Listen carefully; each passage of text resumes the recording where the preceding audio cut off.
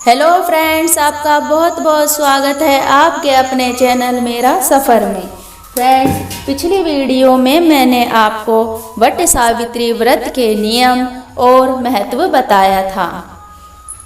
अगर आपने हमारी पिछली वीडियो वट सावित्री व्रत के नियम और महत्व नहीं देखी तो आप आई बटन पर क्लिक करके देख सकते हैं। इस वीडियो में मैं आपको वट सावित्री व्रत की कथा सुनाऊंगी। सो फ्रेंड्स, ज़्यादा देर ना करते हुए शुरू करते हैं आज की वीडियो। और हाँ फ्रेंड्स, अगर आपको वीडियो पसंद आई तो प्लीज़ चैनल को सब्सक्राइब अवश्य कीजिएगा, बेल आइकन को प्रेस कीजिएगा।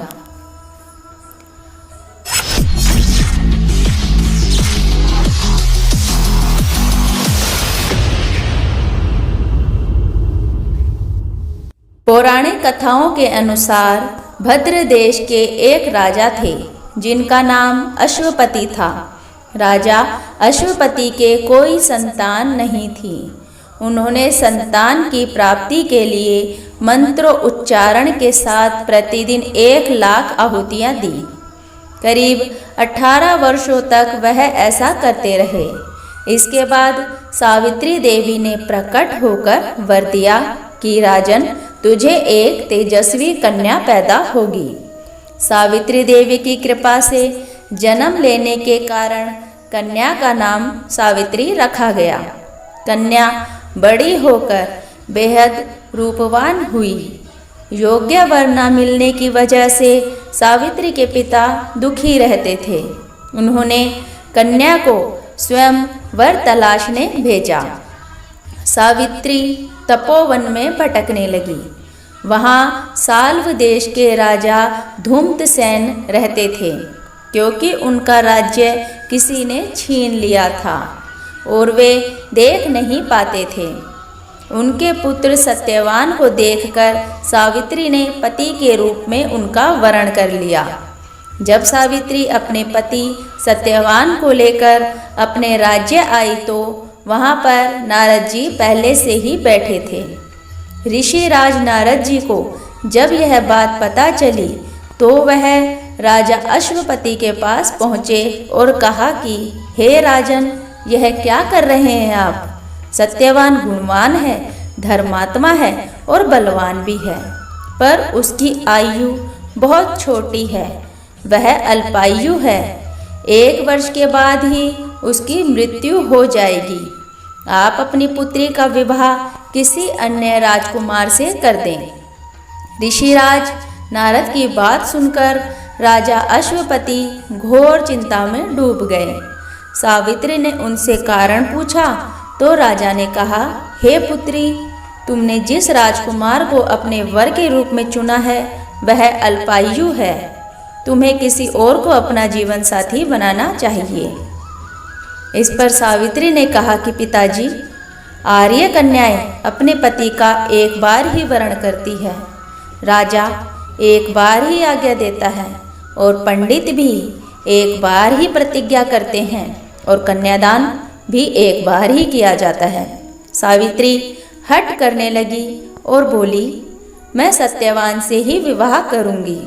राजा अश्वपति ने सावित्री का विवाह सत्यवान से कर दिया। सावित्री अपने ससुराल पहुंचते ही सास ससुर की सेवा करने लगी। समय बीतता चला गया। नारद मुनि ने सावित्री को पहले ही सत्यवान की मृत्यु के दिन के बारे में बता दिया था। वह दिन जैसे जैसे करीब आने लगा, सावित्री अधीर होने लगी। उन्होंने 3 दिन पहले से ही उपवास शुरू कर दिया। नारद मुनि द्वारा कथित निश्चित तिथि पर पितरों का पूजन किया। हर दिन की तरह सत्यवान उस दिन भी लकड़ी काटने जंगल में चले गए। साथ में सावित्री भी गई। सत्यवान ने मना किया, लेकिन सावित्री ने हठ किया कि मैं भी आपके साथ आज जंगल में जाऊंगी। जंगल में पहुंचकर सत्यवान लकड़ी काटने के लिए एक पेड़ पर चढ़ गए। तभी उनके सिर में तेज दर्द होने लगा। दर्द से व्याकुल सत्यवान पेड़ से नीचे उतर गए उन्होंने सावित्री को बताया कि सावित्री, मेरा बहुत तेज सर दुख रहा है और मेरा जी घबरा रहा है। सावित्री अपना भविष्य समझ गई। सत्यवान के सिर को गोद में रखकर सावित्री सत्यवान का सिर सहलाने लगी। तभी वहाँ यमराज आते दिखे। यमराज अपने साथ सत्यवान को ले जाने लगे। सावित्री भी उनके पीछे पीछे चल पड़ी। यमराज ने सावित्री को समझाने की कोशिश की कि यही विधि का विधान है, लेकिन सावित्री नहीं मानी। सावित्री की निष्ठा और पति परायणता को देखकर यमराज ने सावित्री से कहा कि हे देवी, तुम धन्य हो, तुम मुझसे कोई वरदान मांगो। सावित्री ने कहा कि मेरे सास ससुर वनवासी और अंधे हैं, उन्हें आप दिव्य ज्योति प्रदान करें। यमराज ने कहा कि हे सावित्री, ऐसा ही होगा, अब तुम लौट जाओ। लेकिन सावित्री अपने पति सत्यवान के पीछे पीछे चलती रही। यमराज ने कहा, देवी, तुम वापस जाओ। सावित्री ने कहा, भगवान, मुझे अपने पतिदेव के पीछे पीछे चलने में कोई परेशानी नहीं है। पति के पीछे चलना मेरा कर्तव्य है। यह सुनकर उन्होंने फिर से एक और वर मांगने के लिए कहा। तो सावित्री बोली, हमारे ससुर का राज्य छिन गया है, उन्हें वापस दिला दें। यमराज ने सावित्री को वरदान दिया कि तुम्हें तुम्हारा राज्य वापस मिल जाएगा और अब तुम लौट जाओ। लेकिन सावित्री पीछे पीछे चलती रही। यमराज ने सावित्री को तीसरा वर मांगने को कहा।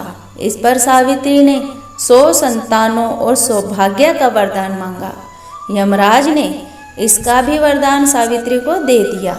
सावित्री ने यमराज से कहा कि हे प्रभु, मैं एक पतिव्रता पत्नी हूँ और आपने मुझे पुत्रवती होने का आशीर्वाद दिया है। आप मेरे पति को लेकर जा रहे हैं, उनके बिना मेरे पुत्र कहाँ से होगा। यह सुनकर यमराज को सत्यवान के प्राण छोड़ने पड़े। यमराज अंतर्ध्यान हो गए और सावित्री उसी वट वृक्ष के पास आ गई जहाँ उसके पति का मृत शरीर पड़ा था। सत्यवान जीवित हो गया और दोनों खुशी खुशी अपने राज्य की ओर चल पड़े। दोनों जब घर पहुँचे तो देखा कि माता पिता की दिव्य ज्योति प्राप्त हो गई है। उन्हें उनका राज्य फिर से प्राप्त हो गया है। इस प्रकार सावित्री और सत्यवान चिरकाल तक राज्य सुख भोगते रहे और उन्होंने अपने माता पिता का आशीर्वाद लिया। सो फ्रेंड्स, आपको हमारी वीडियो कैसी लगी कमेंट करके अपनी राय अवश्य दीजिए। धन्यवाद।